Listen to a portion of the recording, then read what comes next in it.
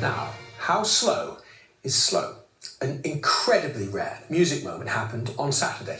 A chord change in a piece of music which lasts for 639 years. It's the first chord change to the work titled As Slow as Possible in 7 years. The work by the late avant-garde composer John Cage began 19 years ago. The change of chord took place on the specially built organ on which the composition is being performed.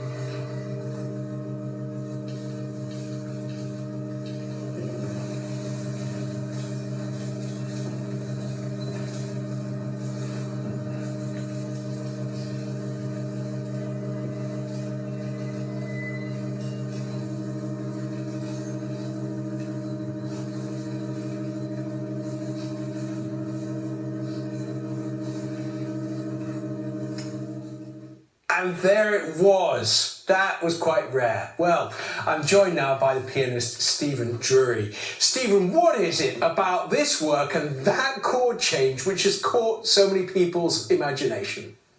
You know, I was listening to that, and I could hear John's voice going, "Isn't that marvelous? Isn't that beautiful?" I mean, it's something about having this vision of his fulfilled in an order of magnitude greater than I think he would have ever thought possible. A lot of the world knows him as the composer of 4 minutes 33 seconds, which, in case people don't know, is in effect silence. How did he redefine what we understand of as music? Well, I think John Cage basically made us understand that music is the listening. It's not the making. And once you realize music is the listening, then you can listen to 4 minutes and 33 seconds of silence and hear the sound. It's never really silence. And also you realize you can use any sound to make music. You don't have to use the 12 tones of the piano or instruments or anything that makes sound is music.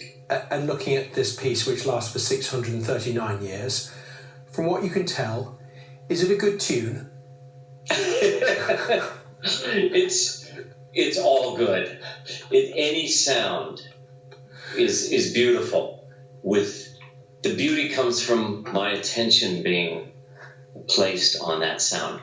Any two ears listening to the sound makes it beautiful. You knew John Cage. What was he like?